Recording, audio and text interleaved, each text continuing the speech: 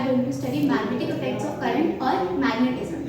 So as a topic name suggests, magnetic fields. Magnetic field क्या होती है? कोई भी एरिया अराउंड अ मैग्नेट, उसको हम मैग्नेटिक फील्ड बोलते हैं, right?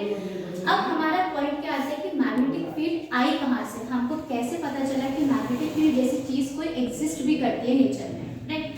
So magnetic field first of all एक इमेजिनरी कंसेप्ट है। ये कोई ऐसी चीज नहीं है जो हम लोग देख सकते हैं। It is just an imaginary thing कि कोई भी मैग्नेट के आसपास के अराउंड के एरिया को हम लोग मैग्नेटिक फील्ड बोलते हैं, जहाँ पर उसके इफेक्ट्स को हम ऑब्जर्व कर सकते हैं।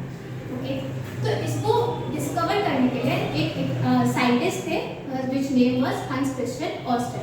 तो उन्होंने कुछ एक्सपेरिमेंट्स परफॉर्म करे जिसके बेसिस पे हमको ये कंफर्म हुआ कि yes magnetic field exist. Okay, so क्या एक्सपेरिमेंट्स थे? पहला एक्सपेरिमेंट क्या था हमारा? ये एक करंट कैरिंग वायर को लेके आते हैं। ओके, तो ये हमारा एक करंट कैरिंग वायर है जिसमें से करंट आई फ्लो कर रहा है in positive Z direction. So what he did, he bring a magnetic compass near the wire. इन्होंने एक कंपास लेके आए, तो यहाँ पे इन्होंने क्या ऑब्जर्व करा? जैसे कि करंट फ्लो कर रहा है वायर में, तो जो मैग्नेटिक कंपास की नीडल है ये डिफ्लेक्ट कर गई इसमें नॉर्थ साउथ डायरेक्शन में, राइट? सो ये हमारा पहला ऑब्जर्वेशन था कि कोई भी करंट अगर फ्लो कर रहा है तो मैग्नेटिक कंपास की जो नीडल है ये डिफ्लेक्ट करती है। अब सिमिलरली अगर आप लोग करंट की डायरेक्शन को रिवर्स कर देते हो, as you reverse the direction of the current, so magnetic field जो कंपास की डिफ्लेक्ट करी थी एक डायरेक्शन में, अब वो दूसरी डायरेक्शन में क्या कर जाएगी? डिफ्लेक्ट कर जाएगी, राइट? सो यहाँ से हमारी जो पहली ऑब्जर्वेशन थी कि यस एक current carrying wire produces a magnetic field around it. क्यों? क्योंकि कंपास की जो नीडल है ये डिफ्लेक्ट कब करती है? जब भी कोई मैग्नेटिक फील्ड होती है, राइट, तभी मैग्नेटिक कंपास क्या करता है? डिफ्लेक्ट करता है। सो इट प्रूव्स कि current carrying wire produces a magnetic field around. ये हमारी पहली ऑब्जर्वेशन थी that current carrying wire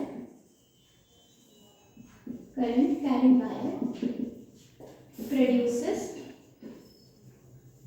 a magnetic field around it. So this was the first observation. अब second observation इन्होंने एक और एक्सपेरिमेंट परफॉर्म किया। वो क्या था? दोबारा ये करंट कैरिंग वायर लेके आए। अब यहाँ पे ये क्या किया? इन्होंने एक चार्ज को लेके आए यहाँ पे and which is placed at rest. ये कोई भी मोशन परफॉर्म नहीं करा, दिस इज एट रेस्ट। तो यहाँ पे हम लोगों ने क्या ऑब्जर्व किया कि ये चार्ज अगर रेस्ट पर है तो करंट फ्लो होने के बाद भी इसकी मोशन में या इसकी जो रेस्ट पर है या इसमें कोई चेंज नहीं आता। ये पार्टिकल अगर रेस्ट पर है तो ये रेस्ट पर ही है। सिमिलरली अगर हम लोग वायर के पास एक चार्ज पार्टिकल लेके आए जो किसी वेलोसिटी v से मूव करता है, okay, now this is in motion, right? So यहाँ पे क्या ऑब्जर्व किया कि जैसे पार्टिकल का मोशन स्ट्रेट लाइन में है, बट करंट फ्लो होने की वजह से इसका मोशन स्ट्रेट पाथ की बजाय यहाँ पे ये डिफ्लेक्ट हो जाता है किसी एंगल से। ओके, सो ये हमारी सेकंड ऑब्जर्वेशन थी क्या कि अगर कोई चार्ज पार्टिकल मूव कर रहा है तो वो अपनी ही पाथ से डिफ्लेक्ट हो गया। ओके, डिफ्लेक्ट होके किधर आए? Towards the wire. तो डिफ्लेक्ट कैसे होगा? डिफ्लेक्ट तभी होगी कोई चीज़ अगर उस पर कोई फोर्स एक्ट कर रही है। अब फोर्स एक्ट करने का रीजन क्या है? कि मैग्नेटिक फील्ड की वजह से ये फोर्स आई, राइट? सो ये हमारी सेकेंड ऑब्जर्वेशन थी कि moving charge deflects due to a magnetic force. और ये मैग्नेटिक फोर्स कहाँ से आई है? हमारी मैग्नेटिक फील्ड से आई है। तो हम लोग ये कैसे बोल सकते हैं कि ये मैग्नेटिक फील्ड ही है जो ये फोर्स प्रोड्यूस कर रही है? सी, अगर ये हमारी इलेक्ट्रिक फील्ड होती तो इलेक्ट्रिक फील्ड तो चार्ज एट रेस्ट पे भी लगती है, राइट? तो ये यहाँ पे भी लगनी चाहिए थी, यहाँ पे भी इसका मोशन चेंज करनी चाहिए थी, बट इस पर कोई भी मोशन एक्ट नहीं हुआ, कोई भी फोर्स एक्ट नहीं हुई। देयरफॉर हम बोल सकते हैं कि इलेक्ट्रिक फील्ड तो नहीं है, क्योंकि वो होती तो चार्ज एट रेस्ट पे भी लगती है। सो this is another kind of field which is the magnetic field.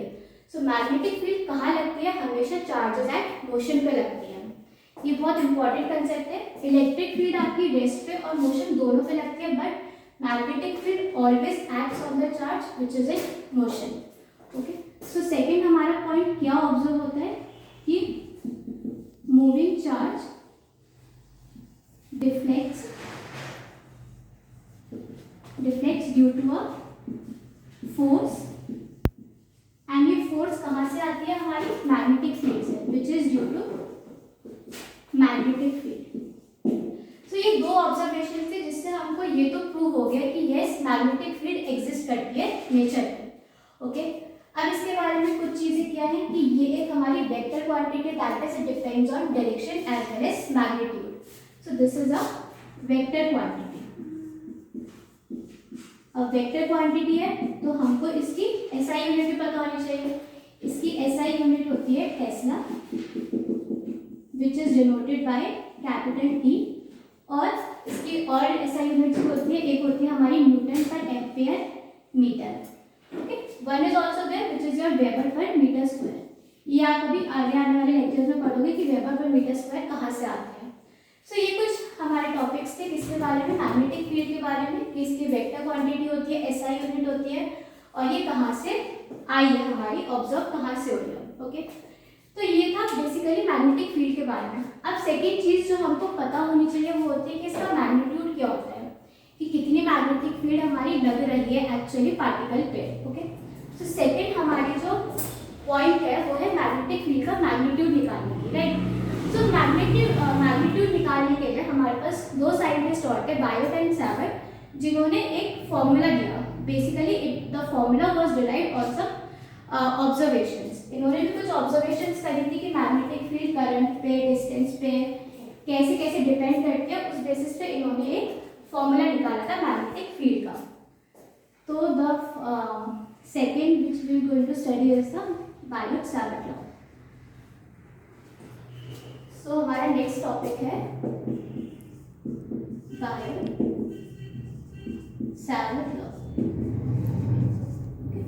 तो ये भी किसी करंट कैरिंग वायर से ही आपको मैग्नेटिक फील्ड का मैग्नीट्यूड देते हैं। लेट्स से हमारे पास ये क्या है, करंट कैरिंग वायर है आई। हमको इस बार निकालना है मैग्नेटिक फील्ड इस पॉइंट P पे। Now this point P is placed at r distance away. Okay, अब इसमें जो इम्पोर्टेंट चीज़ है बायोट सैवर्ट लॉ में वो क्या है कि Biot Savart law is applicable only for elemental current. ये कभी भी पूरे वायर का नहीं बताता, ये सिर्फ एक एलिमेंटल करंट का बताता है। लेट्स से हमने ये DL एलिमेंटल करंट ले लिया। ओके, तो ये सिर्फ DL एलिमेंटल करंट से ही मैग्नेटिक फील्ड का मैग्नीट्यूड बताएगा किसी पॉइंट P पर।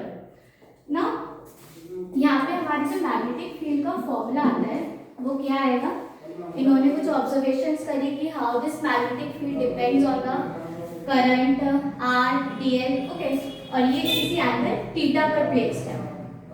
सो the formula which brings out to be it is equals to u0/4 pi I dl cross r divided by r3। ये हमारा वेक्टर फॉर्म है मैग्नेटिक फील्ड का due to some current carrying wire at a point P at distance r away.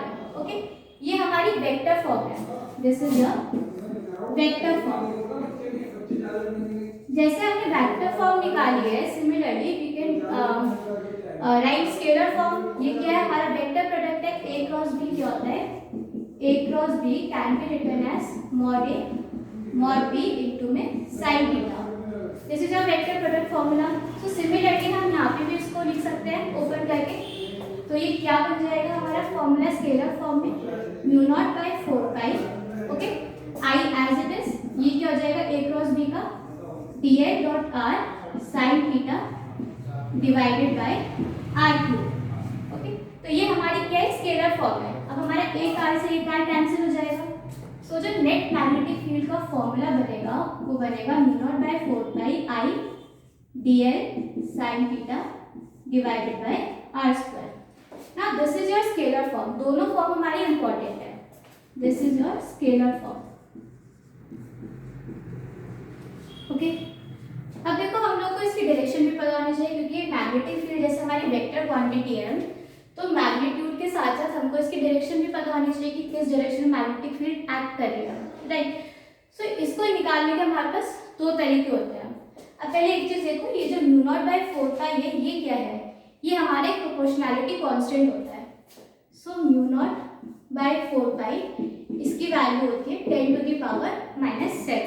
Okay, u0 होता है हमारा permeability of free space, permeability of free space,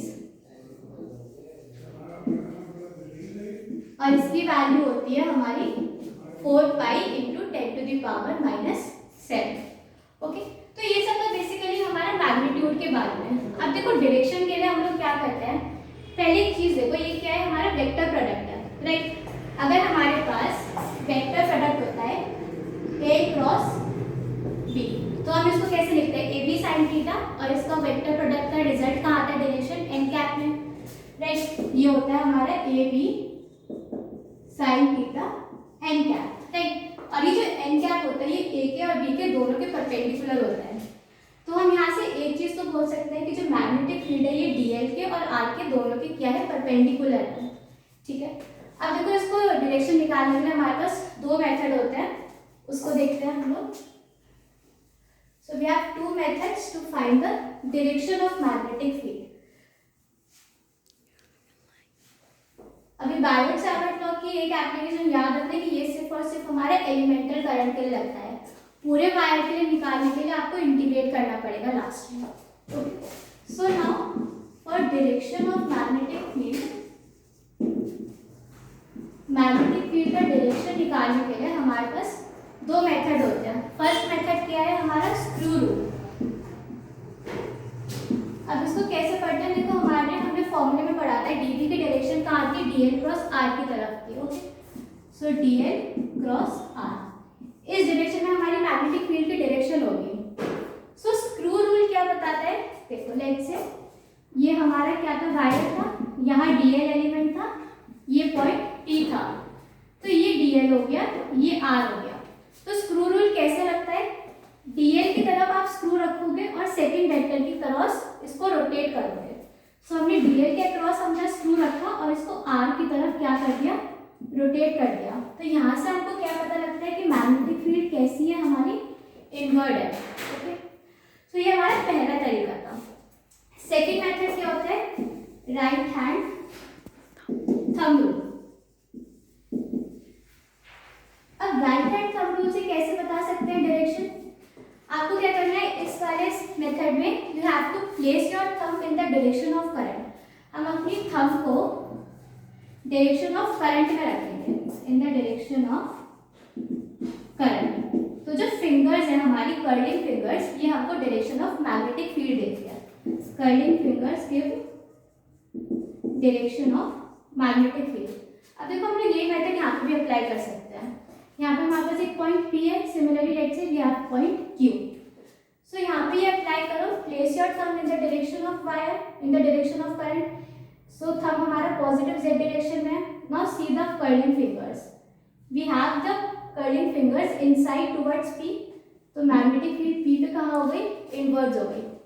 similarly यहाँ पर जो कर्ल होके आ रही है Q पर, वो मैग्नेटिक फील्ड कैसी है हमारी, आउटवर्ड। सीधा कर्लिंग फिंगर्स यहाँ पर Q पर वो आउटवर्ड आ रही है, right. So there is a sign convention, inwards को हम लोग क्रॉस से डोनेट करते हैं एंड सिमिलरली आउटवर्ड को हम लोग डॉट से डिनोट करते हैं, ओके।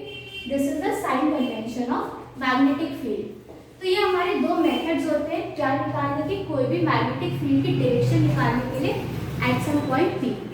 यहाँ पे आप Q पे क्या भी लगा सकते हो, dl क्रॉस r वाला मेथड, ये dl है, अब आप इसको इसकी तरफ रोटेट कर रहे हो, तो यहाँ पर ये कैसे आ रहा है, स्क्रू बाहर की तरफ आ रहा है।